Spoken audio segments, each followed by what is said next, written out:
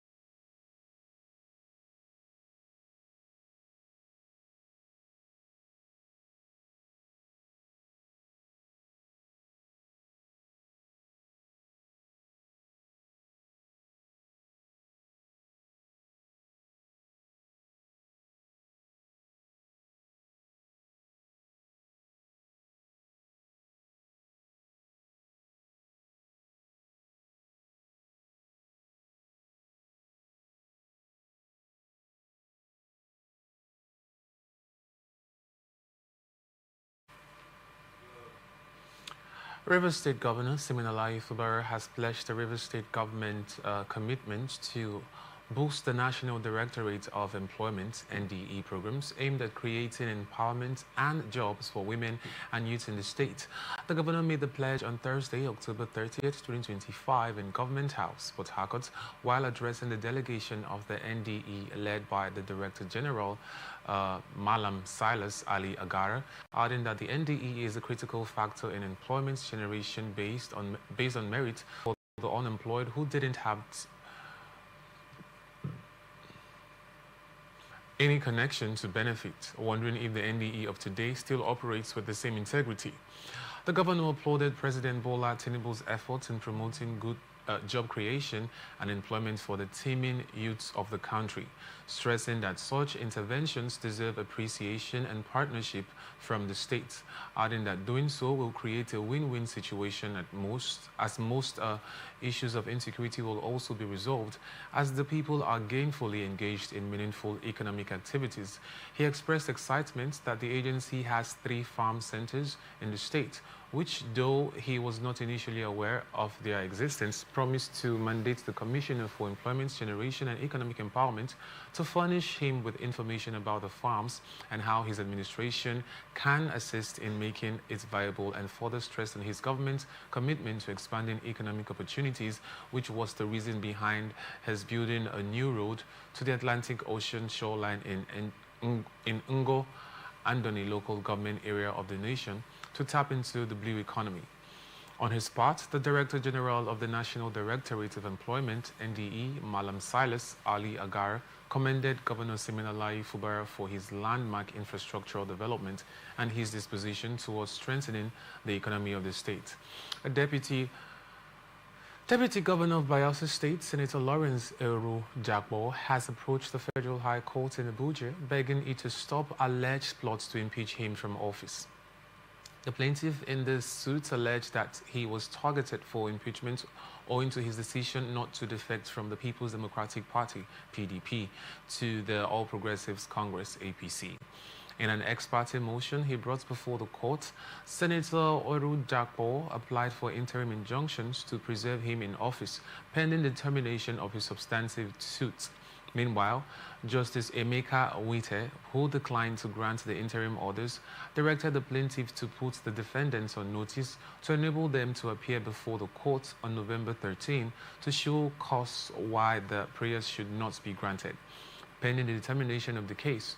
Specifically, the plaintiff in the ex parte application that was moved by his team of lawyers led by Mr. Ruben Eguaba sought 5 interim reliefs, Deputy Governor of Bayelsa State, pending the hearing of motion on notice and an order of interim injunction restraining the 1st, 2nd, and 3rd, 4th, 5th, 6th, and 7th defendants, their agents, servants, affiliates, or privies from recognizing and dealing with the appointment of any member of the APC as the Deputy Governor of Bayelsa State or any other person pending hearing of motion on notice. Edo State Police Command have arrested 13 suspects in connection with the crisis that erupted after the killing of a 23-year-old man, Chigozie Ifeonu, in Ogege community, Upper Siluku Road, Benin. The clash, which occurred on Wednesday, reportedly began after the deceased was allegedly stabbed following a dispute over a failed transaction, and the killing sparked outrage as angry youths stormed the streets with dangerous weapons in a bid to avenge Ifeonu's death. However, the police, in a statement released by the Deputy Police Public Relations Officer, ASP Eno Ikoedem, said the deceased was rushed to the University of Benin Teaching Hospital, where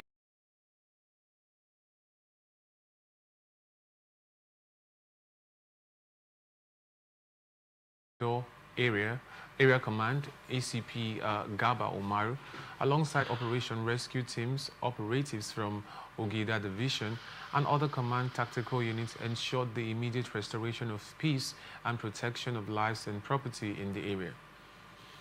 The Commissioner of Police, CP Monday Agbonika, commiserated with the family of the deceased and assured the public that justice would be served, and also appealed to residents of Ogege and its environs to remain calm, vigilant, and law-abiding, assuring that the command remains committed to maintaining peace and order across the state.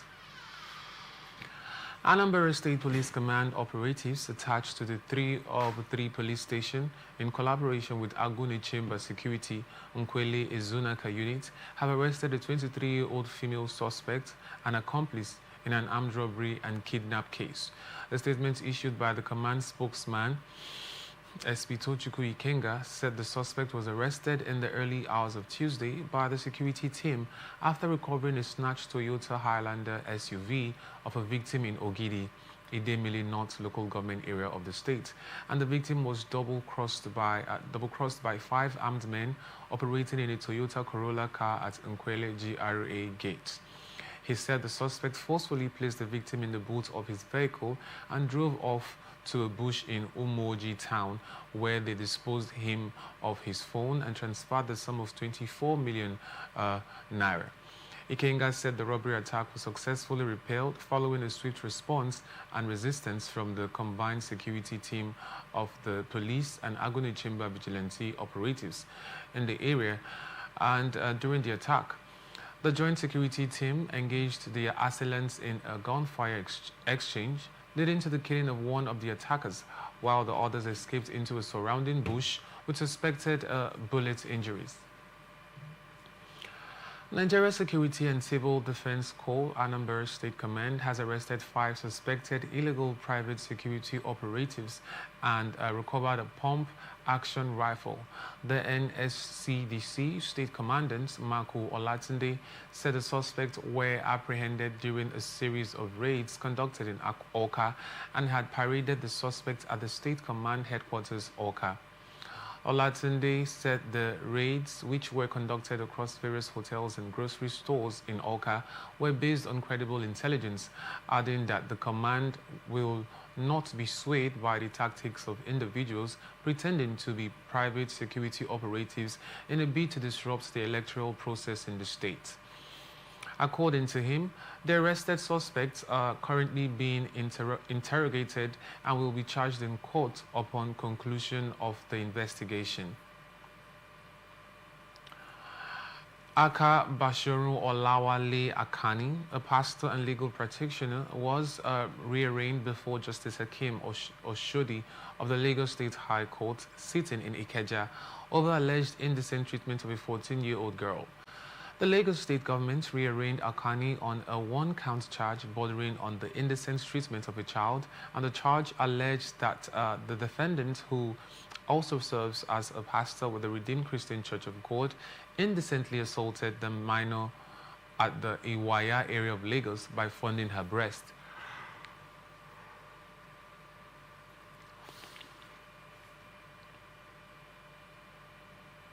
The prosecution counsel, Fumilola Aluko, told the court that the defendant had unlawfully fondled the breast of the minor, and the offense committed contravened Section 135 of the Criminal Law of Lagos State, 2015, while the defendant, however, pleaded not guilty to the charge. Following his plea, defense counsel Moreni Keji Oyekunle prayed the court to allow her client to continue on the bail earlier granted by a magistrate's court, arguing that he had complied with all conditions and was not a flight risk, being a lawyer and clergyman. But Aluko opposed the bail request while urging the courts to review the terms of release. In his ruling, Justice Oshodi upheld the bail conditions previously granted by the magistrate's court and directed the defense counsel to ensure the defendant's presence at every adjourned date. And after the ruling, the prosecution informed the court that the complainant, now 27 years old, was present. The judge subsequently adjourned the case to December 9, 2025 for continuation of the trial. Lagos State Emergency Management Agency has confirmed the death of 1 adult male from a 3-story building that collapsed in the Apapa area of Lagos State. LASEMA also confirmed that 8 others were rescued from the building. The LASEMA Permanent Secretary, Dr. Olufemi Oke Osanyin Tolu, who confirmed the statement on Thursday in Lagos, said the agency's response team arrived at the scene to find the building completely collapsed, trapping several workers beneath the rubble. He said 1 adult male, however, had been recovered dead from the debris, while the building is undergoing manual demolition when it gave way, burying workers on site. Responders at the scene included officials of LASEMA, the Lagos State Fire and Rescue Service, the Lagos State Neighborhood Safety Corps, as well as the Lagos State Building Control Agency, the National Emergency Management Agency, and the Nigeria Police. Mrs. Abimbola Olaomi, an All Progressives Congress aspirant in the 2026 governorship election in Ekiti, has prayed the Federal High Court in Abuja to nullify the party's primary that produced Governor Bayodun Oyebanji as its candidate. Mrs. Olaomi, in a suit filed by her team of lawyers led by O.A. Olawoyi, sought an order setting aside the APC's purported disqualification of her and the claimant, Olaomi, had in the originating summons sued APC and Independent National Electoral Commission (INEC) as first and second defendants, adding that in the suits dated October 20 and filed on October 21, the aggrieved party members sought for reliefs, giving 5 grounds while her prayers should be granted. Olaomi averred that she is a registered member of APC and an aspirant for the party's governorship ticket in the state, and the claimant was unlawfully disqualified during the screening exercise. 85 delegates drawn from the 177 wards across the statutory 16 local government areas of the state at the venue of the primary held at the Ekiti Parapo Pavilion, Ado Ekiti, the state capital. Kwara State Police Command has rescued one Haruna Amadu unhurt from a kidnapper's den in the Omu-Aran Forest, Irepodun local government area of the state. This person for the command, SP Adetun Ejire Adeyemi, who disclosed this in a statement on Thursday in Ilorin, said the rescue operation followed credible intelligence that led to a joint action by police operatives and local vigilante members. Ejire Adeyemi said the Commissioner of Police, CP Adekimi Ojo, commended the professionalism and dedication of the officers who participated in the operation, assuring the public that the command remains resolute in its commitment to ensure the safety of lives and property across the state. According to the release, the Commissioner of Police also appreciated the leadership of the Inspector General of Police, IGP Kayode Adeolu Egbetokun, whose policing vision continues to enhance operational efficiency and proactive crime fighting efforts nationwide.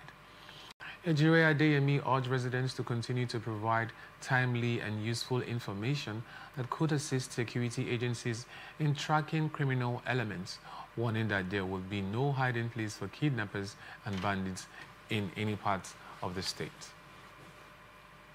Tensions between Senator Natasha Akpoti-Oduaghan, PDP, Kogi Central, and Senate President Senator Godswill Akpabio appear to have eased as Akpoti-Oduaghan extended an invitation to Akpabio to attend a project commissioning in her senatorial district. The invitation, which also includes other senators, was conveyed in a personally signed letter by Akpoti-Oduaghan and read during plenary by Akpabio, and the event is scheduled for Sunday in Ihima, Kogi State, to mark Akpoti-Oduaghan's second year in the Senate. The letter specifies Senator Akpoti-Oduaghan's residence at plot 101 Jimo Akpoti Street, Ihima, Okene, Kogi State, as the meeting point, while senators traveling by air were advised that Obajana airstrip could be used before proceeding to Ihima by road. The invitation signals warming relations following a high-profile dispute in February over seat reallocation in the Senate, which escalated into a 6-month suspension of Senator Akpoti-Oduaghan on March 6. Since resuming her duties on September 24, Akpoti-Oduaghan has been gradually engaging with Akpabio during plenary sessions, including contributing to proceedings such as additional prayers on the Criminal Code Act Amendment Bill 2025. And her latest letter, however, marks the most direct step toward reconciliation with the Senate President to date. Federal Capital Territory Administration, FCTA, has inspected the ongoing police station construction projects and pledged its commitment to timely completion. Adamu Gwari, Director of FCT Department of Security Services, after conducting journalists around the project on Thursday, said 11 out of the 12 police stations across the 6 area councils are nearing completion.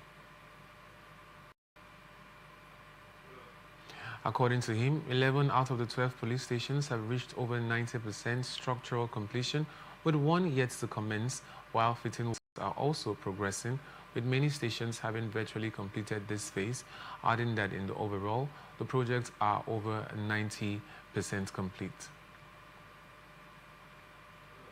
The director said each police station will have officers' quarters consisting of two-bedroom flats to accommodate personnel, stressed that the new police stations in rural areas will undoubtedly boost residents' morale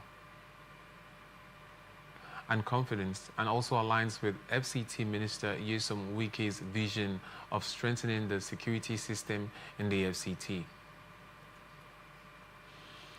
Kano's state government has faulted a recent report by the Wole Soyinka Center for Investigative Journalism, which listed Kano among the top 3 states violating press freedom in Nigeria, describing the claim as misleading, unfounded, and malicious. The Commissioner for Information and Internal Affairs, Ibrahim Waya, who disclosed this in a statement he signed on Thursday titled Shrinking Freedoms 2024 Journalism and Civic Space Reports, identified Lagos, the Federal Capital Territory, and Kano as the top 3 states that recorded the highest number of violations against journalists and civic actors in 2024. According to the report, Nigeria witnessed 103 cases of infractions against journalists and civil society actors last year, including arrest, intimidation, and assaults, many of which occurred during protest and political coverage. The executive director, Motunrayo Alaka, described the civic space as fragile, repressive, and under sustained attack, warning that no democracy can thrive when voices of accountability are silenced, adding that the report did not reflect the realities of media practice in Kano, while the state remains one of the most open and media-friendly in the country. He also said under Governor Abba Yusuf's administration, Kano has made a strong record of promoting press freedom, responsible journalism, and civic engagement, pointing out that the governor has received several national and continental awards as Nigeria's most friendly leader. You're watching the Global News on Atlantic Television Network. We will be back after this break. Please stay with us.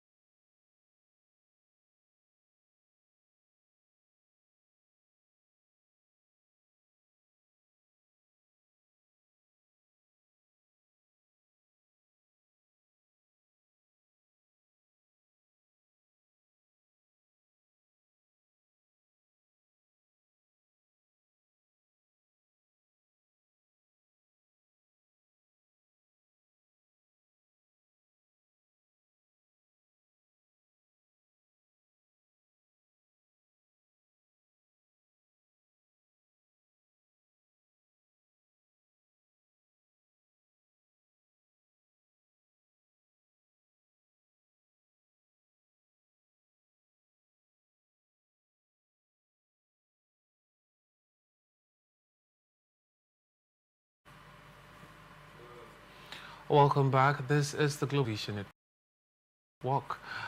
Now to the rest of our. President Bola Tinubu has charged appointed service chiefs to tackle the security and bedeviling the nation since 2009 and thanked the armed forces for their patriotism, diligence and dedication to their duty. He said security threats are constantly evolving and constantly transforming with the recent emergence of new armed groups in the north central, northwest and parts of the south, and the military must not allow the new threats to fester, and urged the nation's armed forces to carry out their duties.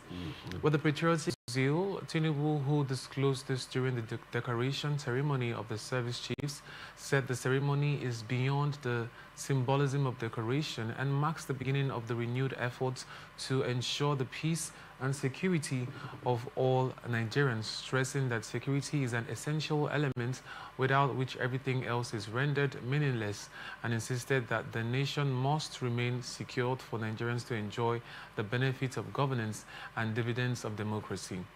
He also said the government's foremost duty is to protect the citizens, and the military has remained steadfast in defending the nation's territorial integrity, with many soldiers paying the ultimate price for their service. While in dark times, when terrorists and armed marauders held significant portions of the land, the gallant armed forces rose to the challenge and reclaimed those occupied territories, adding that government restored peace to many areas previously under siege and also rescued countless kidnapped citizens and significantly the capacity of the terror groups. Senate has confirmed the nomination of Bernard Doro as a minister after his screening in plenary on Thursday. This is coming after President Bola Tinubu had last week sent his name to the Senate in accordance with the provision of Section 14, Paragraph 2 of the 1999 Construction as amended, and during the screening, Doro, who becomes the third ministerial nominee from Plateau State, used the opportunity to outline his vision for Nigeria while promising to create a humanitarian ecosystem that is inclusive, guided by impartiality and independence. This is, there's a lot of transferable skills there. And I intend to, contribute my quota to the renewed hope agenda of Mr. President by transferring the different experiences that I have in different sectors to help even in policy crafting and implementation, so that the lives of Nigerians can be bettered. And I believe that with this I shall be a voice that will contribute to having policies that impact the country positively.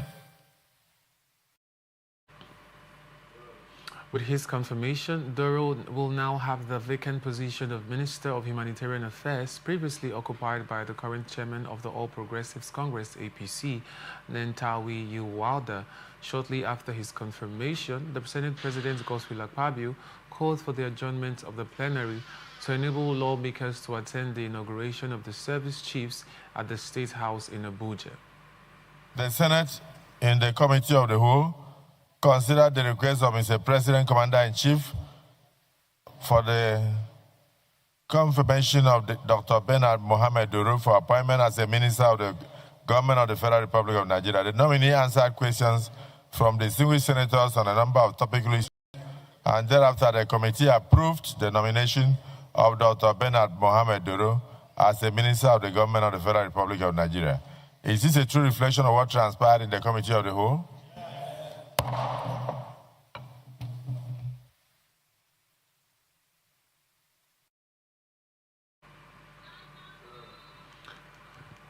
Senate is, the lawmakers plan to reconvene on Tuesday next week. I beg your pardon.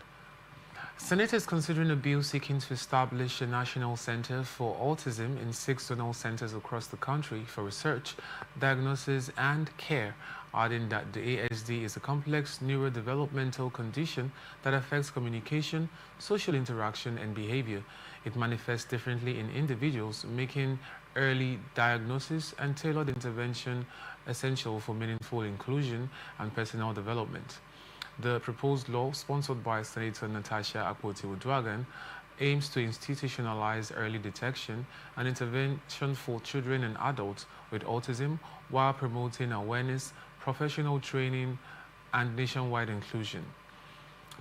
Leading debate on the general principles of the bill, titled "An Act to Establish a Center for Autism and 6 Zonal Centers for Autism Diagnosis Research, education and care, and for related matters, Senator Wagan said the initiative was long overdue and critical to Nigeria's social and public health development. She identified the zones as Kaduna, Bauchi, Enugu, Port Harcourt, Ibadan, and Abuja, and while citing data from the World Health Organization, the lawmaker said 1 in every 100 children globally is diagnosed with autism, adding that due to poor awareness and limited diagnostic capacity, Nigeria's true prevalence rate is likely far higher, stressing that the absence of a national framework has left families to navigate the challenge alone. And many of them rely on poorly equipped private facilities or seeking help abroad, and option only available to the privileged few. She also said the bill seeks to correct that anomaly by establishing a national center for autism with 6 zonal centers across the country to ensure access, awareness, and inclusion. And under the proposal, the National Center for Autism headquarters will be situated in Abuja to coordinate research, training, and policy development, while the 6 zonal centers will be established across the North, West, Northeast, Southeast, South-South, Southwest, and North Central zones, respectively. People's Democratic Party caucus and House of Reps have all defected to the ruling All Progressive Congress APC. Speaker of the House of Representatives, Sebastian Tajudeen, who declared the defection, cited their reasons and was witnessed by the APC National Chairman, Dr. Nentawe Yiwada, and the Governor of Enugu State, Peter Mba. I write to formally notify you and my distinguished colleagues of my decision to resign my membership of the People's Democratic Party, PDP, and to join the All Progressive Congress, APC. This decision became necessary due to the prolonged internal crisis and unresolved leadership disputes within the PDP at both the national and state levels, which have adversely affected the cohesion and functionality of the party, especially in Enugu State. After extensive consultations with my constituents, stakeholders, and political associates, it was collectively resolved that aligning with the All Progressive Congress APC would better serve the developmental interests of our people and enhance my capacity to deliver effective representation.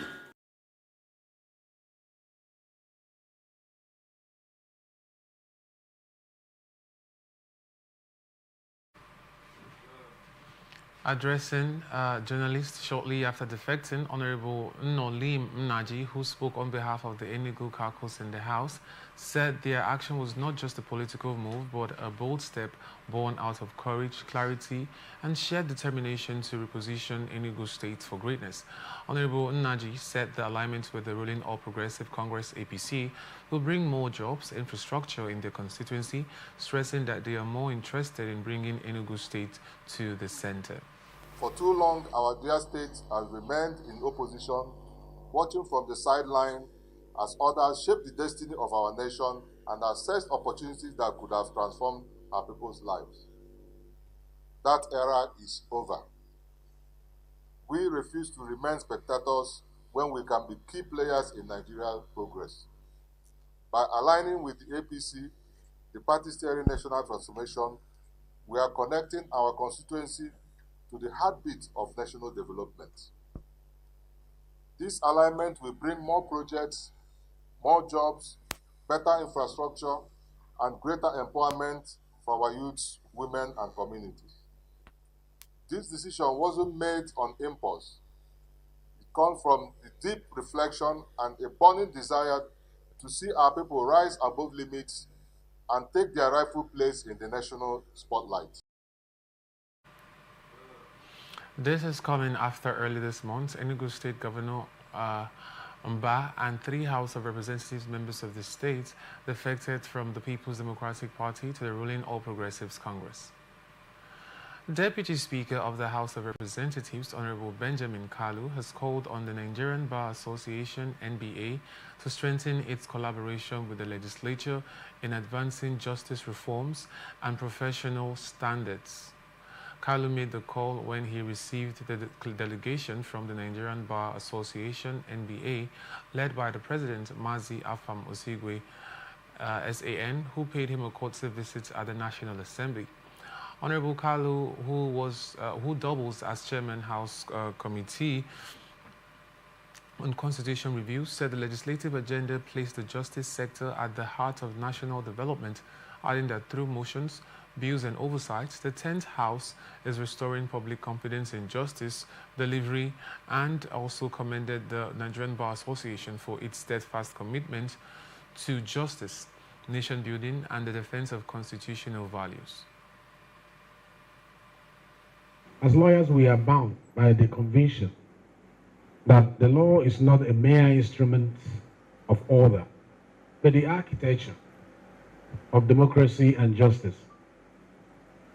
This Latin maxim that says, "Let justice be done through the heaven, though the heavens fall," it's one of the things that guides us when we are faced with difficult situations.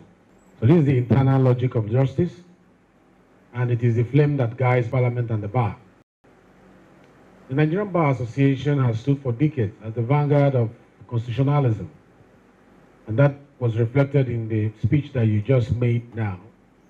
And the subject matter that you focus on was also constitutional amendment that we are working on. That the House of Representatives and the Bar at all times share a common ancestry in justice and a common destiny in nation building. The legislature makes the law, the judiciary interprets it, and the executive enforces it. But all three must be guided by a single compass: service to the people. That is what we are preaching. The true test of democracy is not who holds power, but how this power is held accountable. The president of the Nigerian Bar Association, Mazi Afam, in his remarks identified some issues of concern the association wants to be addressed in the ongoing constitution review exercise, and further assured the willingness of NBA to work with the House to Representatives to make the needed change in the lives of Nigerians, as well as deepen the country's democracy. We need to look at the electoral process, look at our constitution, and it is for the legislature to consider whether it is time for us to have the independent candidate which many people are pushing for, or whether we have independent candidacy or not. What matters is that we have an electoral process that will be adjudged to be free and fair, that will be less contentious, that when people lose or win, they will go away either believing that they've lost or that they've won, and the courts will not be burdened so much by electoral disputes and contestations.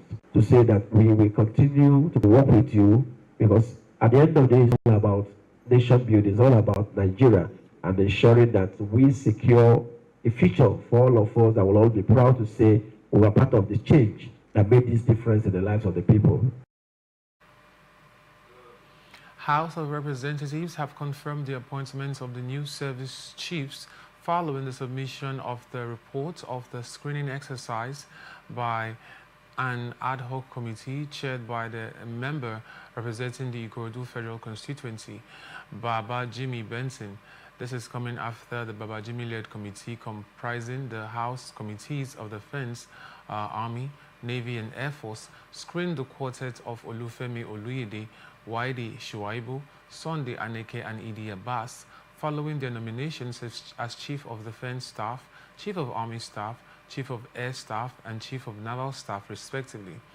President Bola Tinubu had last week declared a shake-up in the nation's security architecture in what some analysts linked to a remote coup to topple the federal government and the cancellation of the nation's Independence Day. Military parade was also believed in some quarters to be part of the government's move to suppress internal unrest within the military. However, the special advisor to the President on Information and Strategy, Bayo Onanuga, dismissed the coup insinuation, stressing in a statement that service chiefs can be hired and fired by the President, while in a brief session by the Deputy Speaker, Benjamin Kalu, the House adopted the reports of the Benson-led committee and confirmed the President's nomination of the senior military officers. When subjected to a voice vote, members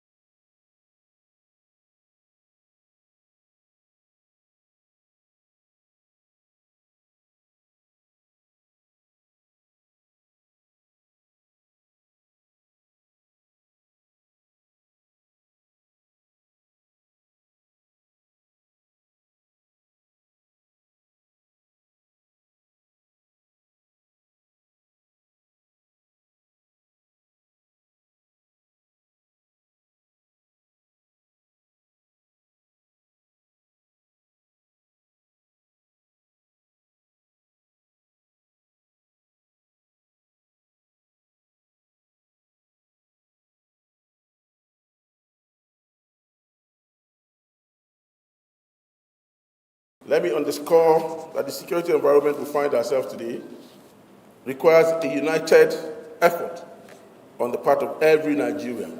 Strong bilateral and multilateral alliances between our country and our neighbors, as well as deep collaboration and jointness by all the services. I am glad that the administration of His Excellency Bola Ahmed Tinubu is on the right path to providing the enabling security environment for socio-economic activities and endeavors to thrive and restore our dear country to the path of pride and success.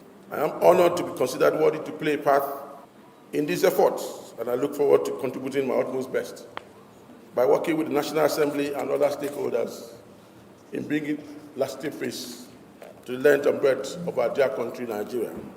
With my wealth of experience in conducting operations across the length and breadth of this country, I intend to inject new rigor and vigor into our training in preparing our troops for the roles they are about to play. I will focus on special forces training that should be able to allow us inject troops to improve our strike capability both day and night. I'm also committed to troops welfare, and I will ensure that we build on the legacy of my predecessor in ensuring that troops get what is due to them promptly. Earlier in his opening remarks, the chairman of the House Committee on Defense, Honorable Babajimi Benson, urged the nominees to live up to national expectations, adding that the country is facing evolving threats from terrorism and banditry to cyber and maritime insecurity.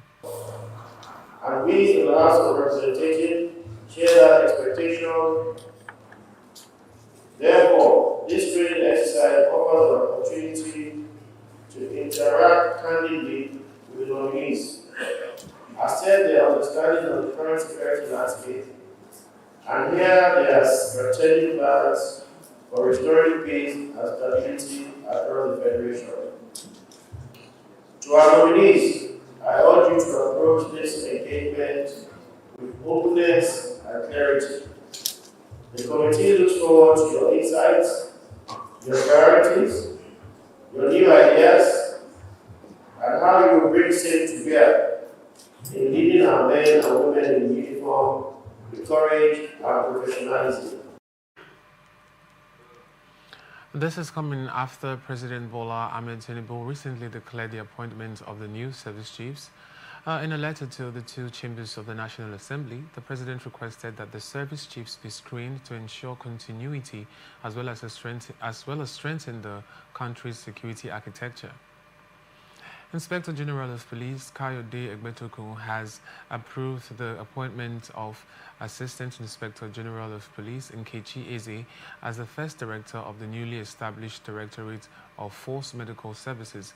A statement on Thursday, the Force Public Relations Officer CSP Benjamin Hundeyin said Eze's appointment follows the recent upgrade of the Nigeria Police Force section to a full-fledged directorate, adding that the appointment is aimed at providing comprehensive and efficient health care service for police personnel nationwide.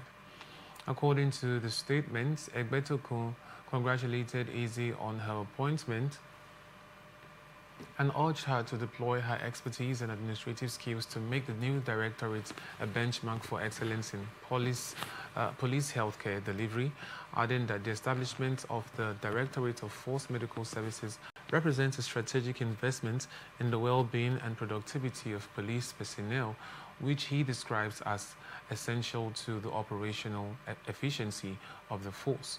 Olubengai is a fine-grained journalist with over 9 years of experience and also loves the smell of a good lead and has a penchant for finding out interesting good reports.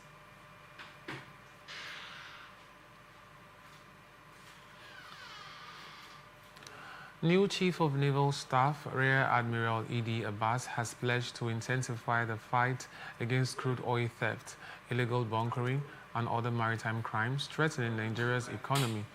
Speaking at the Navy headquarters in Abuja during the handing over ceremony, the 23rd Chief of Naval Staff acknowledged that despite notable achievements, Nigeria's maritime environment remains threatened by crude oil theft, sea robbery, illegal fishing, drug trafficking, and other maritime crimes that jeopardize national security and economic prosperity.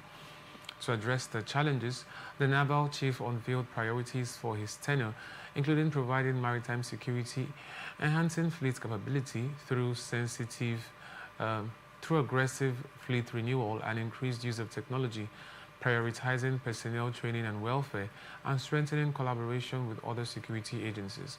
He described his appointment as a privilege and vowed to discharge his duties with dedication, integrity, and loyalty to the nation, and also urged naval personnel to uphold the service's core values of integrity, professionalism, and teamwork, stressing that discipline and accountability will remain paramount virtues to achieving development. Military investigation to the alleged coal plot has reportedly uncovered a trail of 45 billion naira disbursed from the bank accounts of the Niger Delta Development Commission to some politically exposed persons and the soldiers detained in connection with the rumored conspiracy to topple President Bola Tinubu's administration. This is coming after 16 Nigerian army officers were detained for allegedly planning to coup d'etat to overthrow President Bola Tinubu and was also linked to the cancellation of Nigeria's 65th Independence Day by the federal government. A statement by the Director of Defense Information, Brigadier General Tukur Gusau, denied the reports linking the detention of the 16 military officers to a failed coup, while some Nigerian army personnel raided the Abuja residence of ex-Governor Timi Silva, also a former Minister of State for Petroleum, in connection with the alleged coal plot currently under investigation by the Defense Intelligence Agency. And sequel to the discovery, the Defense Intelligence Agency investigators grilled some top NDDC officials about the the sources of the fund, the beneficiaries, and how it was utilized. The development has set off panic alarms at the NDDC headquarters over alleged links to the financing of subversive activities, and the federal government had also denied the COPE plot against Tinubu's administration, while the defense headquarters described reports of a COPE attempt as false, misleading, and malicious, adding that 16 military officers in custody are being investigated for professional misconduct, not a COPE plot. Managing Director of the NDDC, Dr. Samuel Ogbuku, who was the Chief of Staff to Silva while he was Bayelsa governor, insisted that his principal Silva was not involved in the planning or logistics of any COPE, and further expressed his unwavering support for President Bola Ahmed Tinubu, and recalled how he mobilized the entire Bayelsa APC structure to unanimously endorse President Tinubu at the APC Bayelsa expanded stakeholders meeting. Federal government has unveiled the Nigerian Postal Service automated payment solution for inbound international delivery items, and the innovation is expected to eliminate long queues, improve transparency, and simplify customs payments for millions of users and businesses engaged in cross-border trade across Nigeria. The launch held in Abuja marks a major milestone in NIPOST's ongoing transformation drive under the supervision of the Minister of Communications, Innovation and Digital Economy, Bosun Tijani, who described the initiative as a living example of how a modern public service should operate in partnership with innovators, technology and citizens. Represented by the ministry's permanent secretary, Rafiu Adiladam, the minister said that collaboration between NIPOST and its private sector partners, Paystack, Sandbox, and Messenger, reflects what is possible when government agencies embrace digital innovation and citizen-focused service delivery, and also commended the collaborations ecosystem for providing the secure payments gateway for customs duties, while Sandbox will enable real-time parcel tracking and Messenger will handle last-mile logistics to ensure fast delivery. She also said the system integrates Paystack for payments processing, Sandbox for tracking, and Messenger and NIPOST's EMS for reliable delivery, creating a transparent end-to-end logistics ecosystem. The launch of the automated payment solution follows the government's broader Renewed Hope digital economy agenda, which prioritizes digital public infrastructure and private sector partnerships to modernize public services, improve transparency, and enhance national competitiveness. Federal government has disbursed 2.31 billion naira to federal universities to clear outstanding arrears owed to academic and non-academic staff. A statement on Thursday by the personal assistant on special duties to the president, Kamuruddin Yusuf, the Minister of Education, Dr. Tunji Alausa, and the funds were processed through the Office of the Accountants General of the Federation, and that universities will begin to receive payments immediately, unfolding it as a move towards fulfilling President Bola Ahmed Tinubu's commitment to transparent, long-term reforms that guarantee staff welfare and financial stability. According to him, Tinubu's administration is also finalizing the release of third-party deductions and pension remittances to Nigerian University Pension Management, adding that end academic allowances EAA will be fully integrated into university salaries by 2026 to ensure prompt and predictable payments, while funding for the needs assessment of Nigerian universities project has also been sustained. Alausa affirmed that all engagements with ASU and other unions are being conducted in good faith, stressing that agreements will remain with realistic budgetary limits to maintain stability in the education sector, and the move follows ASU's decision to suspend its 2-week warning strike after renewed talks with the federal government.